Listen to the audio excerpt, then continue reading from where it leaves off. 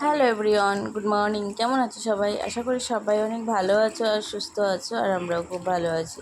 তো সকালবেলা উঠে এখানে দাঁড়িয়ে রয়েছি। আমরা এখন জল নিতে এসেছি, মানে আমরা জল নিচ্ছি আর কি। তো আমি আর সত্যি এখন জল ভরবো।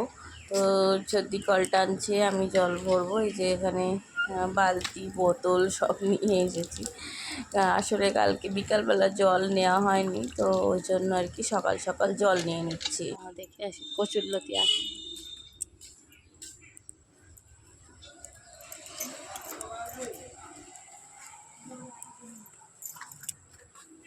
কচুরলতি আছে নাকি? কচুরলতি আছে?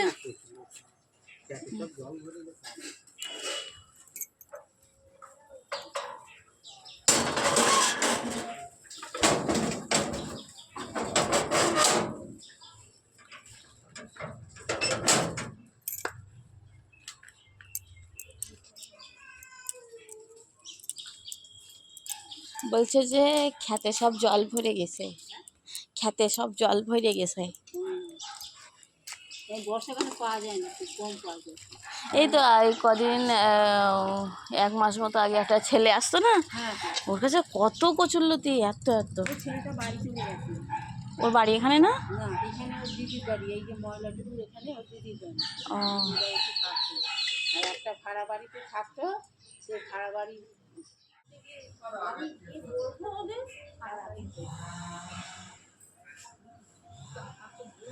সেটা হচ্ছে যে ওই যে কাজ করছিলাম যেখানে ইন্টারভিউ যেটা কাটা পড়ে সেটা কাটে।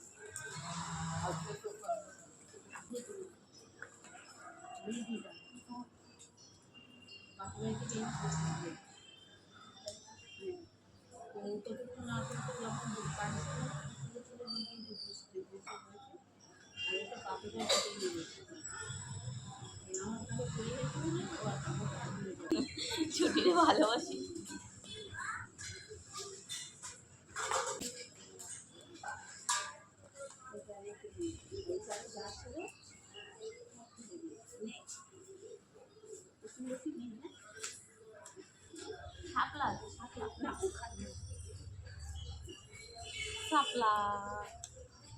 আজকে আমাদের সকালে টিফিন হয়েছে এটাই, কুমড়ো আলু পটল দিয়ে একটা তরকারি আর মুড়ি। তো মাকে রুটি করতে বারণ করে দিয়েছিলাম, আজকে মুড়ি দিয়ে খাবো ওই জন্য। তো এই যে এটাই হচ্ছে আজকে সকালের টিফিন। তো চলো ঝটপট টিফিনটা করে নিই। দেখো, আজকে হচ্ছে সোনামায়ের দিদি শরীরটা খারাপ করেছে, একটু জ্বর জ্বর মতো এসেছে। তো আমি সোনামাকে বলছি দিদির কাছে থাকতে, আমি এই যে মাছ কাটবো, বাসন মাজবো, রান্না করব। সোনামা কোল থেকে একটুও নামছে না, কোলে উঠে বসে রয়েছে। বলছে একটুখানি দিদির কাছে পাশে শোও, দিদি শুয়ে আছে, দিদির পাশে শো, কিন্তু শোবে না। এই যে কোলে কোলে ঘুরছে। তাহলে আমি মাছ কাটবো কী করে সোনামা? মাছ কাটবো কী করে বলো তুমি? এইরকম করে থাকলে হবে? তুমি একটু যাও দিদির কাছে, আমি একটু মাছগুলো ধুয়ে নিই, তারপরে রান্নাটা একটুখানি চাপিয়ে নিই, তারপর আবার তোমার করে নেবো। হ্যাঁ সোনা, চলো। এই যে এখানে রান্না চাপিয়ে দিয়েছি, ইন্ডাকশানে ভাত হচ্ছে, আর সবজি টবজি সব আমার কাটা কমপ্লিট হয়ে গেছে। মাছটাও আমি কেটে নিয়েছি, কেটে ধুয়ে কমপ্লিট। আর সোনাকে খাওয়াচ্ছিলাম, খাওয়াতে খাওয়াতে চলে এসেছি রান্না করতে। এই যে দেখো, এই যে গাংমৌরালা মাছ এনেছিল, এগুলো ফ্রিজে না ছিল। ভোলা মাছ আর গাংমৌরালা মাছ এগুলো ফ্রিজে ছিল, আমার শাশুড়ি মা এনেছিল, মানে গতকাল বাজারে গেছিলো, গিয়ে এনেছিল। আজকে শরীরটা একটু খারাপ করেছে, ওই জন্য রান্না বান্না কাজকর্মগুলো সব আমিই করছি। আমি বললাম যে তোমাকে করতে হবে না, সোনামাকে একটুখানি দেখে রাখো, তাহলে আমি সব করে নেব। তো এই যে ভাত আর এই যে মাছ ভাজা করছি, আর ভাতের মধ্যে আজকে কত কিছু ভাতে দিয়েছি, একসাথে শর্টকাট রান্না যাকে বলে আমি সেটাই করছি। এর মধ্যে পেঁপে সিদ্ধ রয়েছে, আলু সিদ্ধ রয়েছে, কলা সিদ্ধ, ডিম সব একসাথে সিদ্ধ দিয়ে দিয়েছি। আর ওদিকে মাছের ঝোল কাটা হয়ে গেছে।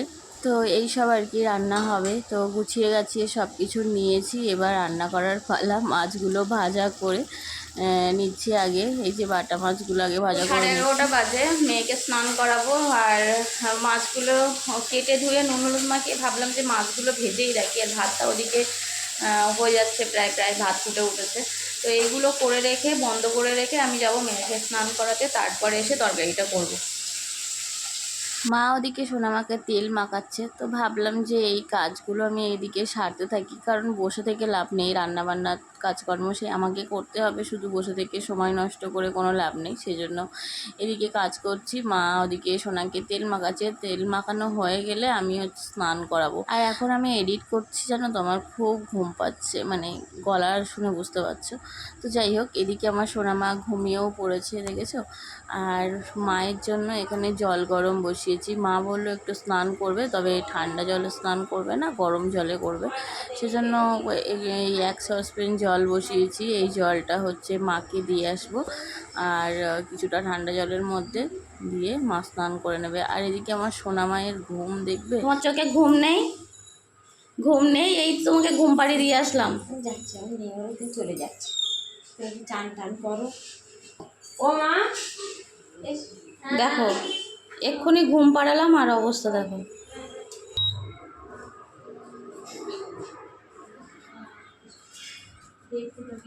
দেখো টাটায়। আজকে অফিসে যাচ্ছ নাকি?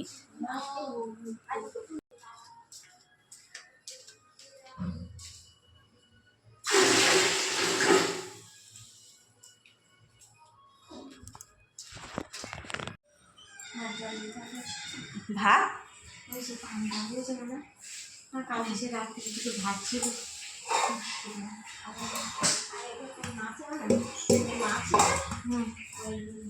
এইটা জিরের গুঁড়ো আছে, এটা গোলমরিচের গুঁড়ো দেবে, পেঁয়াজ কুচিয়ে দেবে, পেঁয়াজ কুচিয়ে দেবে, দিয়ে যদি রসুন খেতে করে দিতে চাও একটা দিয়ে দেবে।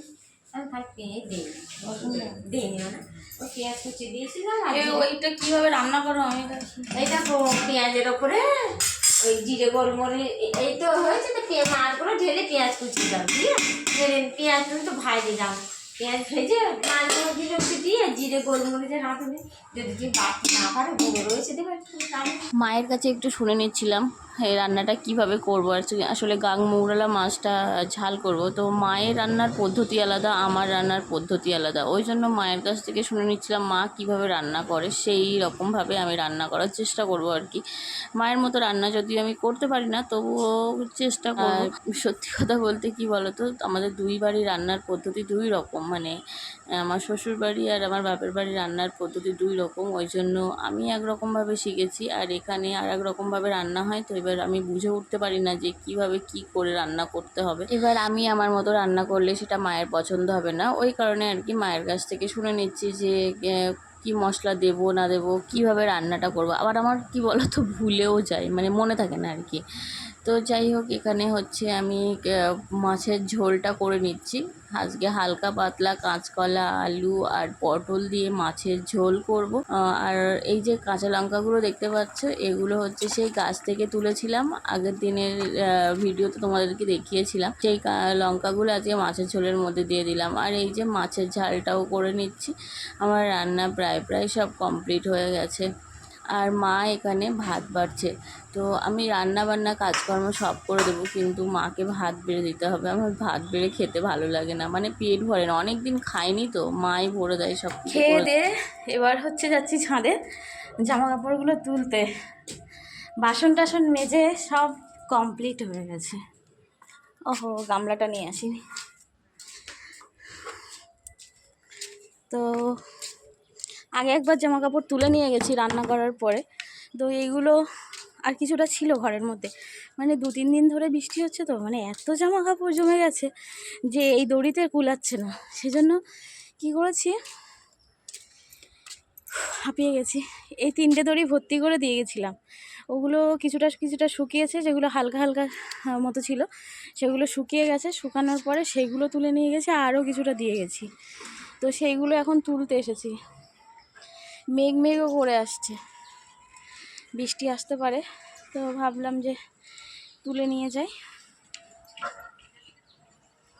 তো এই আর কি, তো এবার তুলবো, তুলে এবার মেয়ের কাছে যাব। সারাদিন আজকে মেয়েকে সেভাবে নেওয়াই হয়নি, একটু জাস্ট খাইয়ে দিয়েছি, স্নান করিয়ে দিয়েছি, আবার হচ্ছে ওই ঘরে দিয়ে এসেছি, এই করেছি। কি বলো তো, মানে ছোট বাচ্চা থাকলে দুজন মানুষ না হলে না খুব অসুবিধা হয়। দুজনের যদি একজন অসুস্থ হয়ে যায় তাহলে খুব সমস্যায় পড়ে যেতে হয়।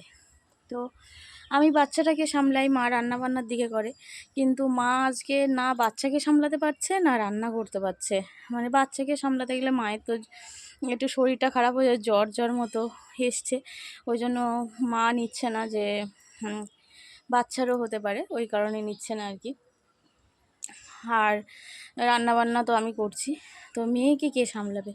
মেয়ে আজকে সারাদিন ওই ঘরে ওর কোলে ছিল, একবার ছদ্দির কোলে, একবার আমার ছদ্দির কোলে, একবার ওর ছদ্দির কোলে, একবার কাকার কোলে, একবার কাকাইয়ের কোলে, একবার পিসিদিদির কোলে, মানে সবার কোলে কোলে আজকে ওর দিনটা কেটেছে। আমার কাছে আসাই হয়নি, মানে ওই স্নান করিয়েছি আর খাইয়েছি এইটুকু ছাড়া।